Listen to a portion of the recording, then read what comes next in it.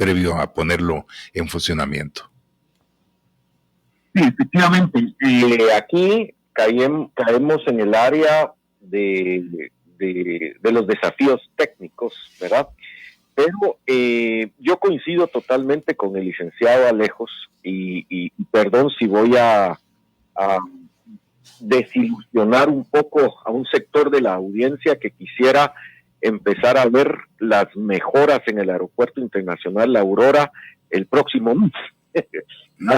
Claro, la administración yo creo que está haciendo un esfuerzo por mejorarlo, pero este plan de gran calado, de gran envergadura, no va a empezar pronto.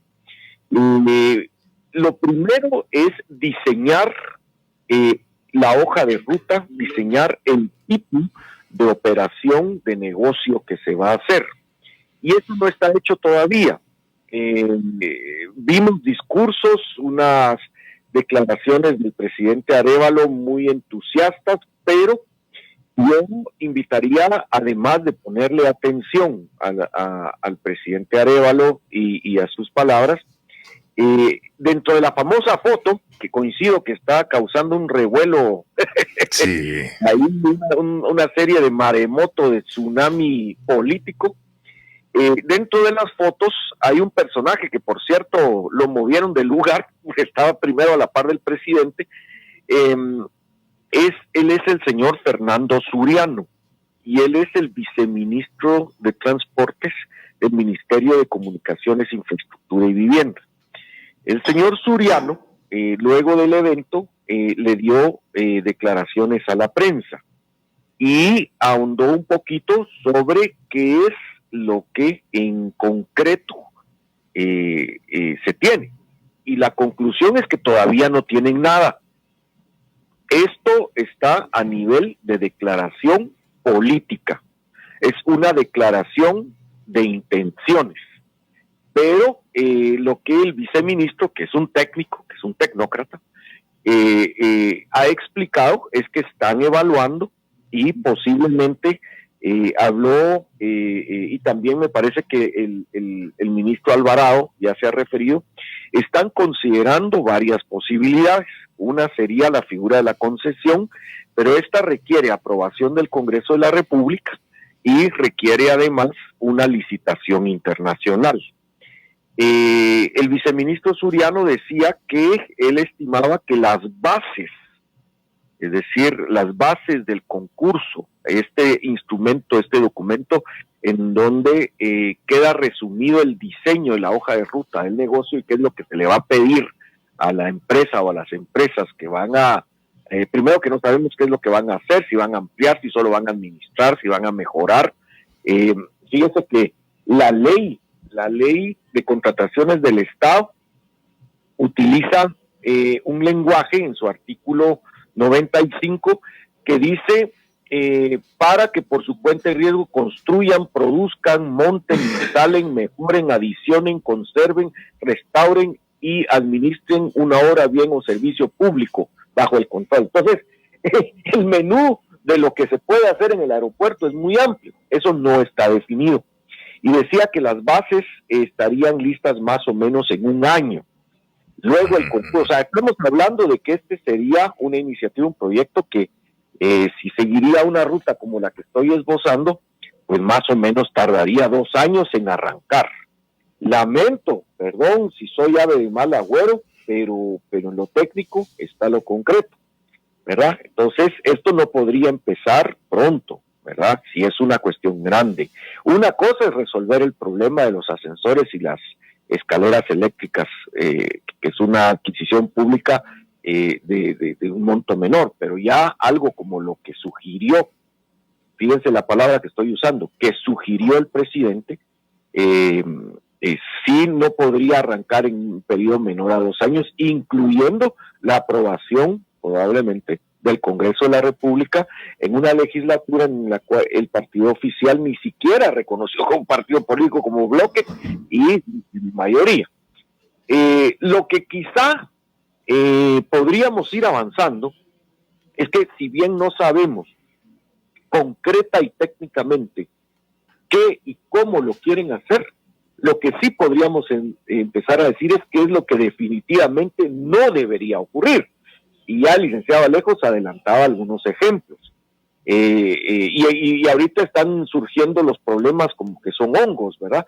El tema de la terminal de contenedores en el puerto Quetzal, está también el tema de las autopistas, la autopista Palín-Escuintla. Hay una controversia si la empresa Marnos tiene o no tiene responsabilidad en reparar el agujero el deslave que ocurrió ahí. Está ya mencionado ahí el tema de ferrocarriles, el tema de correos. La lista es larga. Y, por ejemplo, algo que sí no debiera ocurrir es repetir lo que se hizo en 2012, que fue torturar la legislación guatemalteca para que la terminal de contenedores Quetzal fuera un contrato entre la empresa portuaria y terminal de contenedores de Barcelona mediante un usufructo a título de unión. Esta es una figura que está regulada en el Código Civil y que en principio no le aplica al sector público, ¿verdad? Entonces, allí me parece que van ya, y por eso es que ese contrato hay un tribunal de justicia que ahora ha decidido anularlo. Claro, ahí también hay muchas cuestiones porque Puerto Quetzal, por supuesto que no está exento de anomalías y capturas por estructuras mafiosas ahí de corrupción, pero yo creo que en lo que el gobierno, digamos, sustenta este acto político de anunciar una alianza público-privada para administrar, o no sé qué es lo que van a hacer en el aeropuerto, creo que sí deberíamos estar claros de no repetir los errores del pasado. Qué interesante, licenciado Barrientos. Ahora, licenciado Alejos, con esos elementos que siguen aportando ustedes a esta entrevista, por ejemplo, de los malos antecedentes que ya tenemos con ese tipo de alianzas, ¿qué podríamos rescatar? Por ejemplo, en el tema jurídico, en el tema político, en el tema de inversión y en el tema que el perdedor en todo esto ha sido siempre el pueblo de Guatemala. Si hablamos de ejemplos del pasado, como el caso de FEGUA, que es probablemente el peor ejemplo, ¿verdad?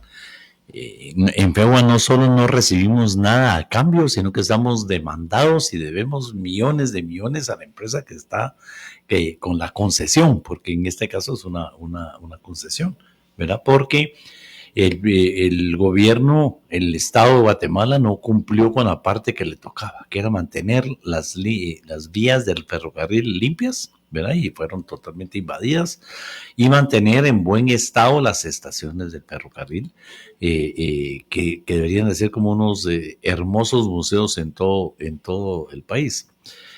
Lo cual sonaba ilógico, ¿verdad? De por qué nosotros tendríamos que darle mantenimiento a eso. Y ahora resulta que la empresa que tiene la concesión, pues la usa solo en un sector del país, ¿verdad? Y entonces por eso no le interesaban ellos mantener la línea y eso por el otro lado. Entonces ahí el ferrocarril, somos uno de los pocos países en el mundo donde no ponemos un ferrocarril, no tenemos un ferrocarril.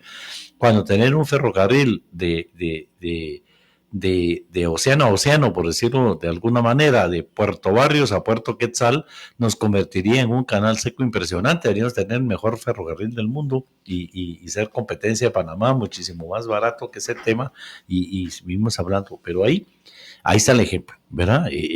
Correos, éramos de los pocos países en el mundo. Yo una vez, cuando yo hice el estudio, solo habían 2 países en el mundo que habían concesionado habían hecho esta alianza para dárselo a una empresa. La empresa, cuando eso ya no fue negocio, ya no le interesó renovar el contrato, y Guatemala pasó, y bueno, casi estamos todavía sin correo, ¿verdad? Por haber, estaría así. Podemos hablar de varios temas que han sido, digamos, un mal ejemplo, y por eso es que tenemos que ponerle muchísima atención a la parte técnica, ¿verdad? De la que estaba mencionando el licenciado Barrientos, ¿verdad? Que es que primero, si vamos a la parte política, pues la gente lo va a criticar duro a los que no están de acuerdo, que dice, trabajan en el sector privado porque no se esperaban el tema, y van a estar muy felices quienes tenían miedo que Semilla fuera un partido de izquierda casi comunista y que va a volver del Estado todo. Pero nada de eso se va a dar ni siquiera en el mediano plazo. Ya oímos ahí la explicación técnica de por qué. Y si nos vamos a la parte política, peor, ¿verdad? Si no se logró crear una alianza para poder pasar las reformas al Ministerio Público, mucho menos entrarle a una alianza público-privada que tiene ese error, la aprobamos con ese grave error de que tiene que ser aprobada por el Congreso de la República, pero si no la aprueba el Congreso de la República, queda en manos de solo del gobierno de turno. O sea, son temas técnicos y políticos de mucha profundidad. Pero tal vez yo quisiera aprovechar la oportunidad para decirles, miren, vienen más, porque lo que estábamos hablando del puerto, ¿verdad? El puerto es un ejemplo de cómo se hizo mal, ya lo explicó Elic, ¿verdad? En el tema de cómo se hizo mal. Se fue a un tribunal, pasó 11 años en los tribunales y ahora que el tribunal dice sí, se anula, ¿verdad? Y entonces todo pasa a Puerto Quetzal. Resulta que Puerto Quetzal no tiene la capacidad, no tiene el equipo, no está preparado, pero además, como toda la administración pública, está cooptado, ¿verdad? Por las mafias, ahí sí por el crimen organizado y todo lo demás. Entonces, ¿qué va a hacer el gobierno? Prepárese, el gobierno va a tener que hacer algo público, pero tiene que hacerlo público, no nos queda sorpresa decirle, bueno, un año más para la transición, nos vamos a quedar con el equipo que tenían los internacionales. O sea, ¿cómo va a ser? Porque el gobierno no está preparado, ni técnica, ni personal, digamos, nada, para agarrar ese 60% del tema. Entonces, ¿qué vamos a hacer? ¿Lo va a intervenir? No se puede, lo va a ampliar el convenio, se va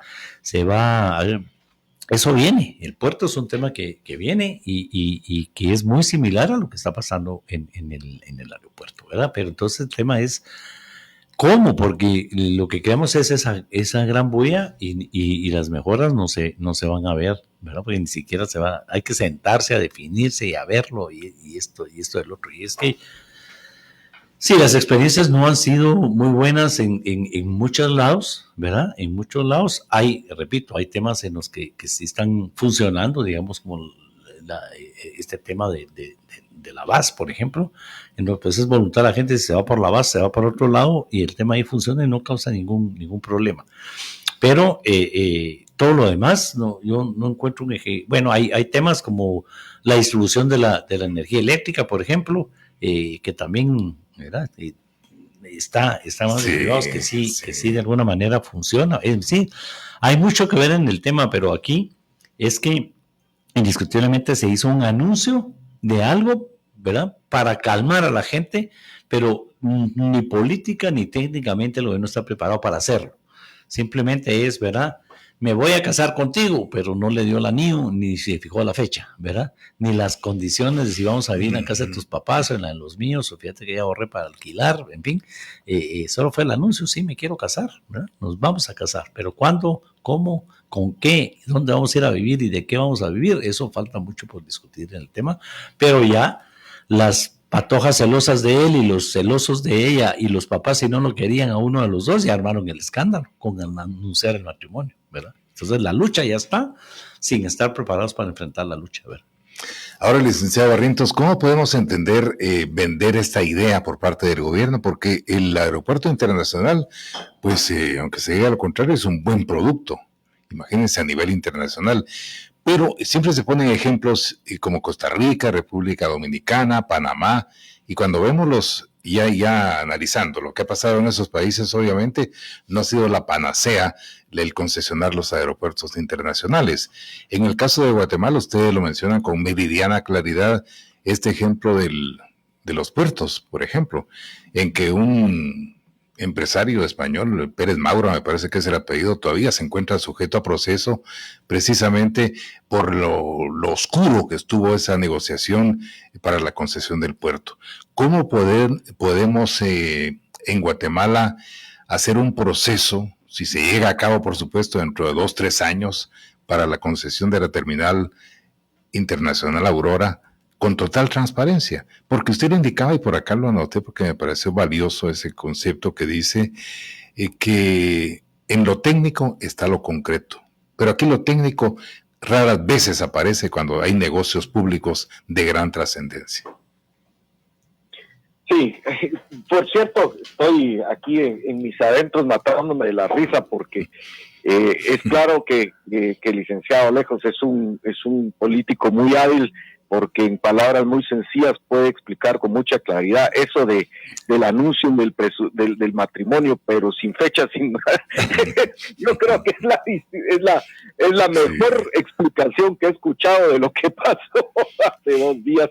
La verdad es de que, licenciado Lego Roberto, estimado Roberto, saludo ahí tu habilidad para explicar de una manera tan accesible qué es lo que pasó, porque efectivamente ese es tal como lo describiste, ¿verdad? Todavía te voy a agregar algo. Le dice que se van a casar, sí, pero no hay anillo, no hay fecha, y ya las familias y los amigos y los celosos empiezan. Todavía te voy a agregar algo. Se tomaron la foto y el ex enemigo de la familia está allá a la par, ¿verdad? Entonces, sentado, pues hablemos con claridad. Perdón, Carlos, pero no podía resistir saludar ahí el ejemplo que me parece pues, de la habilidad de alguien que ha bregado en la política. Sí. Es no hablar enredado, hablar sencillo, ¿verdad?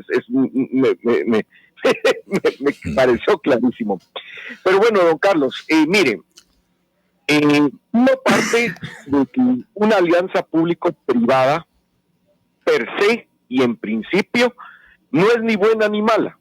Digamos, es un asunto puramente ideológico. Para personas del pensamiento liberal, económico liberal o de derecha, si se quiere, pues es una cosa maravillosa. Para personas de pensamiento progresista, muy a la izquierda, pues es una fuente de privatización y es algo malo. No se puede desligar esto del debate ideológico, pero hagamos un esfuerzo que insisto que es un poco artificial. Digamos, alejémonos un poquito de la discusión ideológica y volvámonos pragmáticos. Eso es como sacarse el corazón del pecho, ¿no? Y digamos que a nosotros lo que nos interesa es que no importa si es de derecha o de izquierda, pero que funcione y funcione bien. Que me parece que por ahí percibo yo que va la intención de la mayoría de la ciudadanía. Mira, a mí no me interesa si es de derecha o izquierda, pero que no robe y que lo haga bien, y que trabaje, y que dé resultados. Esa es la demanda ciudadana en Guatemala, la mayoría, ¿verdad? Entonces, mire, alrededor del mundo hay ejemplos ejemplos buenos y ejemplos malos de, por ejemplo, concesiones aeroportuarias, o concesiones de instalaciones portuarias marítimas, o, por ejemplo, de sistemas de transporte como metros o eso, ¿verdad? Volviendo al caso, por ejemplo, de la terminal de contenedores Quetzal, allá por 2008, 2009, 2010 empieza a surgir la idea. Yo estaba en la trinchera del servicio público por el lado del Ejecutivo y el licenciado Alejos estaba en la trinchera ya por varios años del servicio público en el Poder Legislativo, en el Congreso de la República. Ahí nos conocimos. Entonces, la idea de que Puerto Quetzal entregara por medio de un mecanismo de alianza público-privada, creo que debe haber sido concesión, no usufructo, parte de los terrenos para una terminal de contenedores operado, digamos, administrada por un operador privado. Si se quiere, la idea no era mala. Las intenciones iniciales de la idea no eran malas. La implementación, el diseño, es donde se pervirtió y se corrompió, ¿verdad? Desde el principio. Ahí efectivamente estaba el señor, digamos, Alan Marroquín, que era el interventor de Puerto Quetzal, de la empresa portuaria Quetzal. Estaba este señor de terminal de contenedores de Barcelona, Ángel Pérez Maura, y estaba el presidente Pérez Molina y la vicepresidenta Roxana Valdetti. Entonces, hay una famosa foto donde están ahí los tres de camisa blanca con copas brindando de plano cuando se firmó el contrato de usufructo. Entonces, la idea de recuperar el aeropuerto La Aurora no es mala. En principio no es mala. Yo no prejuzgaría la idea. El problema es cómo lo van a hacer. ¿verdad? Porque en materia de alianzas público-privadas, aunque no se puede prejuzgar si son buenas o malas en principio a priori, lo que sí es de que este es un ejemplo de cómo el camino al infierno está adoquinado, está asfaltado de buenas intenciones. Entonces, el problema es que en la medida que no esté explicitada los instrumentos, los mecanismos, la ruta, la hoja de ruta técnica para lo que quieren hacer, esto no existe en realidad. No va más allá que una declaración de tarima, que es lo que vimos esta semana por parte del presidente de la República, ¿verdad? Incluso tarima donde se subieron unos que están causando escozor, ¿verdad? Entonces, el tema que tampoco ese debería ser el problema, porque el presidente representa la unidad nacional y tiene que hablar con todos los sectores, porque les caiga bien o no les caiga mal, los que estaban ahí subidos en la tarima de discurso político, pues son guatemaltecos y el presidente es también el presidente de ellos, ¿verdad? O sea, ese es el tema. La Constitución es muy clara y aquí tenemos un constituyente. El presidente representa la unidad nacional. Ahora, el tema es, digamos, más allá de la intención de usar un mecanismo de alianza público-privada para recuperar y potenciar nuestro aeropuerto internacional, el tema está en la letra pequeña. Ahí en el detalle está el diablo, ¿verdad? Entonces, hasta que no esté la letra pequeña, creo que no se podrá emitir un juicio, una evaluación de cuál es la esperanza de que esta sea quizá la primera alianza público-privada que funcione bien en Guatemala. Qué interesante esa frase, en los detalles está el diablo, sí, licenciado Alejo, sí, porque hay que tener cuidado precisamente en esta letra pequeña. Ya hemos tenido la experiencia con la autopista Puerto Quetzal, que el gobierno en ese de Álvaro Arzú, me corrigen por favor si estoy equivocado, se le entregó a la Marnos la autopista ya perfectamente diseñada y construida, solamente para que ellos la administraran. Ajá. Entonces, ¿por qué no este tema del aeropuerto lo hacen con derecho de llave, como se conoce en términos empresariales? Que la empresa que lo va a construir empiece desde ya a hacer todo lo que se tenga que hacer para hacerla una terminal de primera categoría, para que no empiece el gobierno a hacer chapuces y a drenar recursos que quién va a saber a dónde van a parar. El problema es que va a tener el gobierno, porque digamos, se ya hace el anuncio, vamos a hacer una alianza público-privada en el tema del aeropuerto.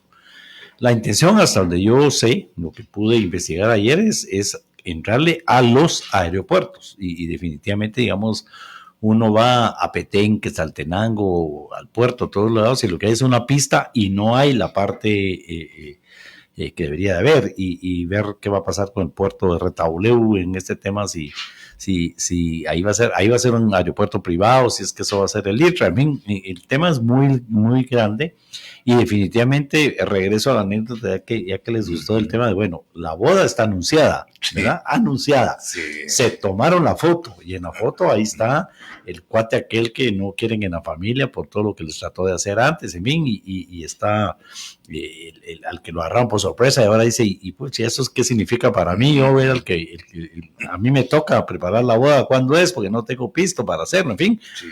Todo ese tema, pero como no hay fecha, ¿verdad? Ni hay cómo, ni nada por el estilo, eso no quiere decir que ya uno los diga, bueno, ya no trabajo porque aquella me va a mantener, o aquel me va a mantener, o no, la vida tiene que seguir.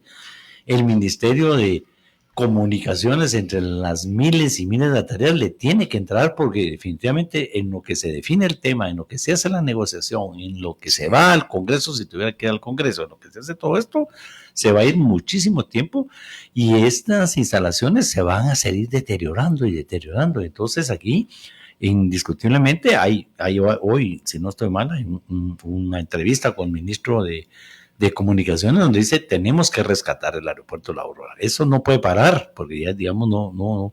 Es impresionante la imagen que se da al país, pero además la imagen que se da, el dinero que se pierde, la muestra de corrupción. Ahí está la peor muestra de corrupción que hay, en fin. Entonces, el ministro no tiene que decir, bueno, ya, ¿verdad? yo ya no le doy de comer a la patoja porque ya se va a casar, que la empiece a mantener aquí desde ahorita, no, Sí, ¿verdad? Sí, sí. la boda se puede caer, ¿verdad? Entonces tiene que seguir y tendrá que seguir estudiando, trabajando, lo que estaba haciendo y lo tiene que hacer mejor para enfrentar lo que viene si es que se da, para empezar, ¿verdad? Y van a haber más, indiscutiblemente aquí hay que aceptar que el gobierno, este gobierno en particular, yo creo que yo lo veo valiente decir, no Sí. puedo, no puedo, ¿verdad? Yo no puedo y tengo que hacer aquí una alianza, este no es mi prioridad, yo le quiero entrar a otro tema, salud, educación, qué sé yo, y entonces este tema, hagamos una alianza aquí, y así es como hay que venderlo. Entonces, importante, repito, en política de ver la forma es el fondo, ¿verdad? Entonces, un presidente de la República, un político en términos generales no tiene que saber de todo, es más, lo que tiene que saber es de política, ¿verdad? No de otra cosa y rodearse de gente que sí sabe. Ve aquí, y aquí vemos la muestra, ¿verdad? Un viceministro que debería ser ministro o algo más porque sabe del tema, y entonces una llamadita, mira, venite, ¿qué hacemos, verdad? Y contame cuál es la mejor salida, qué opciones hay, y eso es lo otro, porque yo me encargué de conseguir los votos, poner la cara, ganar y ahora de dar precisamente la cara otra vez para las grandes decisiones que tomamos, es la parte política. Una pregunta. Como los ministros, porque no sé, los ministros que se quejan porque los diputados los citan todo el día, viven en el Congreso, es cierto, eso es un tema que vamos a tener que arreglar de alguna manera, pero al final un ministro, ¿verdad? Debería ser la cara política del ministerio, el que tome las grandes decisiones y sus viceministros y secretarios, directores y todos hacer el trabajo, y eso es lo importante de tener equipo que haga ese trabajo para la persona principal dar la cara y rendir las cuentas correspondientes desde lo político, porque evidentemente son cargos políticos y la gente espera eso. Una pregunta corta para una respuesta igual. Desde su punto de vista y con su experiencia, ¿es político el presidente Bernardo Arévalo? No, yo creo que el presidente, a pesar de que el presidente Arévalo es un diplomático, ¿verdad?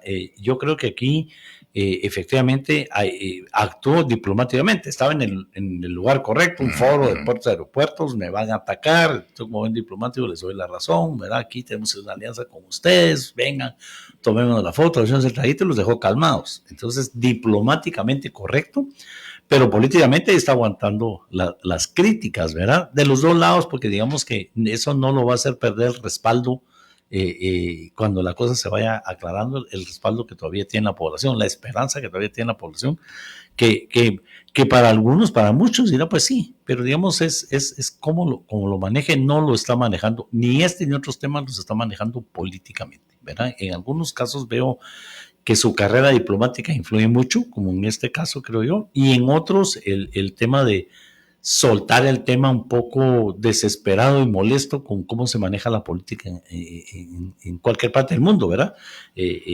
Se desespera, alguien no político se desespera de ver cómo funciona la política y es en cualquier parte del mundo, no en Guatemala. Aparte es el tema de la corrupción y la catástrofe que tenemos, que eso es una luz roja, un incendio total de un Estado que no funciona, del que hemos hablado muchas veces, pero la clase política funciona así, políticamente, ¿verdad? Y hay todo es habladito, todo es despacito, ¿verdad? Cuidado que no te toco, en fin, sí. Porque el político vive del qué dirán, ¿verdad? Y que por eso la política fracasa en Guatemala, porque les importa un pepino el que dirán, ¿verdad? Y entonces ahí se habla cualquier cosa de los políticos y les da igual, pues ya pagaron las consecuencias de que no les ha importado el que dirán. El que dirán pesó mucho en la campaña pasada. Pero el verdadero político vive del que dirán, vive de la opinión pública, vive del voto. Y eso lo tiene que entender el presidente de la República y en este caso no lo está, no en este caso en especial, sino que él en general eso no lo está entendiendo o no lo comparte o no le parece o no le gusta, ¿verdad? Cuando dijo un viceministro que debería ser ministro, ¿o se refería a alguien en especial? Nuestro compañero, ¿verdad? Dios fuera presidente, no dudaría dos veces en poner a nuestro compañero de cabina hoy de lejos de ministro para yo quitarme un gran problemón que no manejo. Y eso es lo que debe hacer cualquier presidente, buscar la gente capaz que hay en este país para colocarlo en los ministerios, ¿verdad?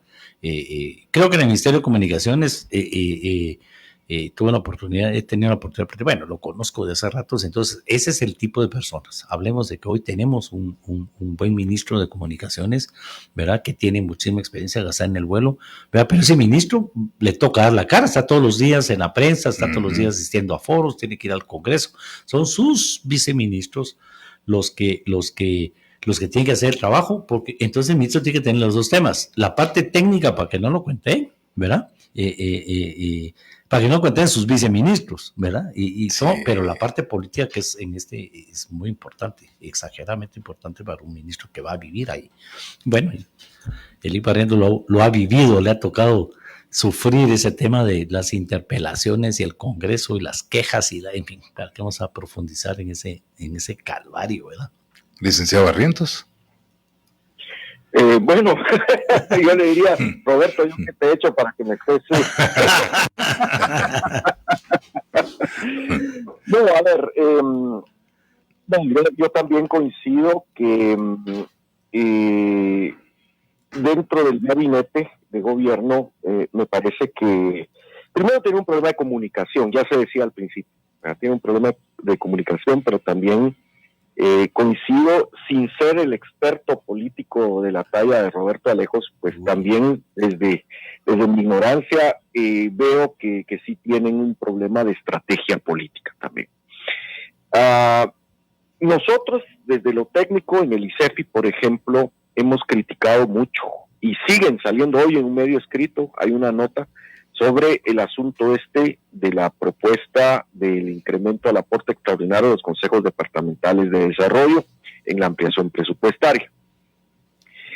Yo creo que ya está claro que la distribución por municipio de ese incremento tuvo motivaciones político-partidarias. Incluso la nota a la que me refiero ya hace un análisis con logos de partidos políticos, ¿verdad? Entonces, esto es natural que se entienda que fue una acción, que es una propuesta que está en discusión para el Congreso, para tratar de recuperar la alianza oficialista en el Congreso de la República y tener las mayorías requeridas para avanzar en la aprobación de la agenda legislativa de interés del Ejecutivo del presidente Arevalo.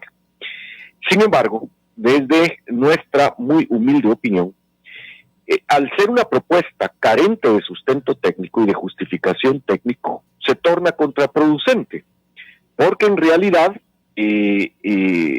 desnuda de una manera muy cruda la intención pues yo no sé si podríamos ya hablar de comprar la voluntad, no mediante sobornos en efectivo, pero sí mediante una distribución del presupuesto de inversión pública sin fundamento técnico y tratar de así de procurar los votos que les hacen falta.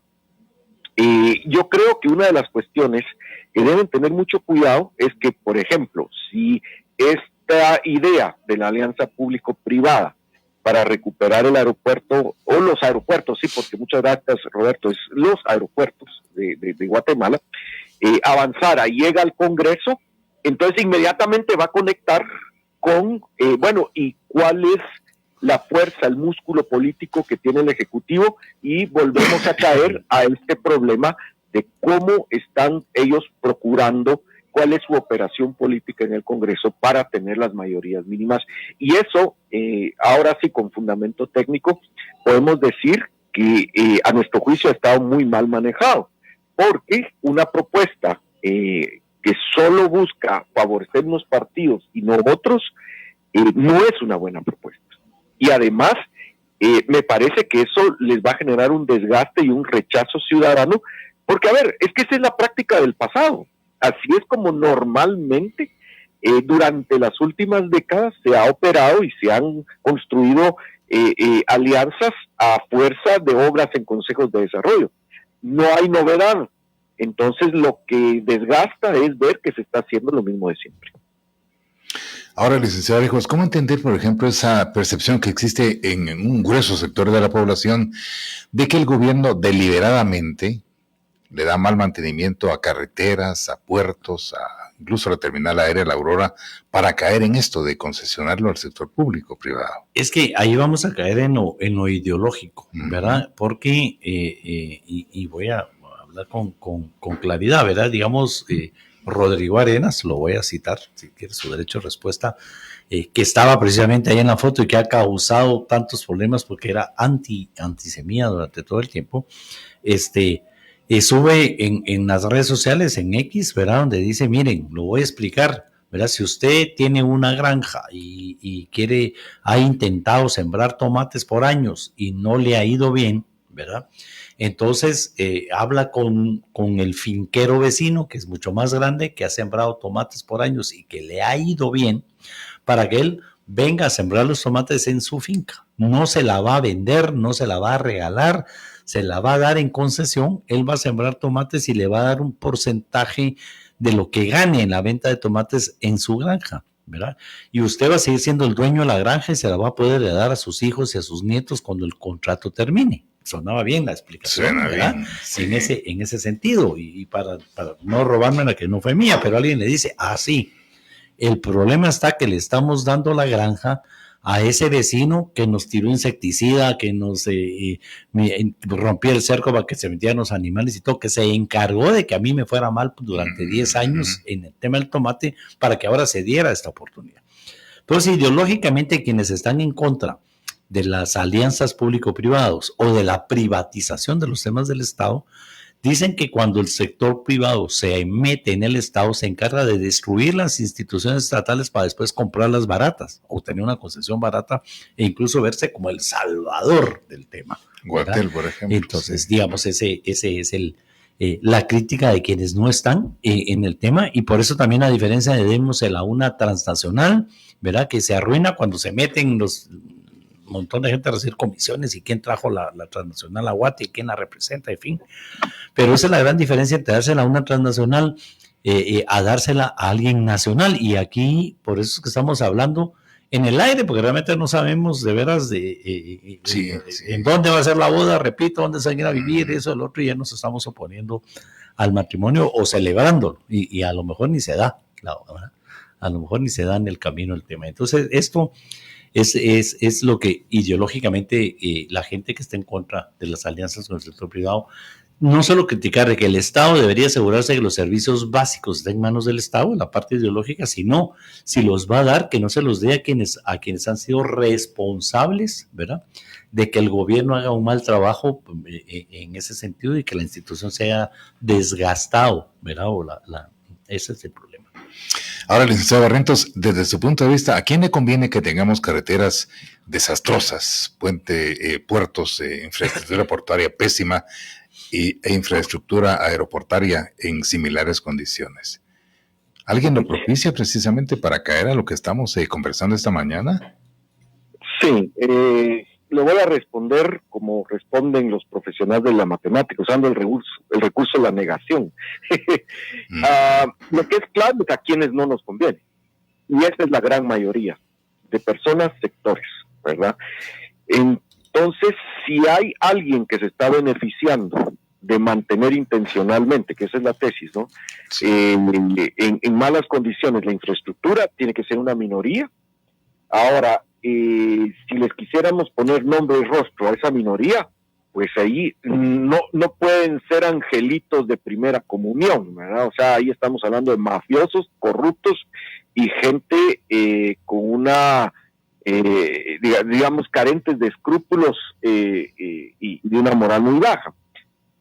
Podríamos pensar en contratistas que viven de revolver y extender y ampliar digamos, y amañar contratos que no llegan a construir y a generar los productos y los resultados. Gente que vive de los sobreprecios y de la sobrevaloración, de contratos, etcétera. Así es de que si efectivamente hay sectores que se beneficien de tener mala infraestructura, pues es la gente que sí identificamos por el lado de los corruptos, de los mafiosos, pongámosle el nombre que queramos, pero no es la mayoría. Ahora, poniendo un ejemplo, por ejemplo, valga la repetición, el tema de Covial. Recordemos que las carreteras del país estaban a cargo del Ministerio de Comunicaciones a través de la Dirección General de Caminos. Algo no funcionaba y se privatizó en alguna medida el mantenimiento vial.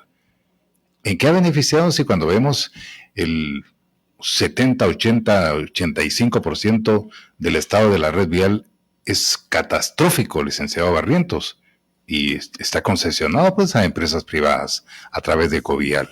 ¿Esto qué mensaje nos envía para el tema que conversamos?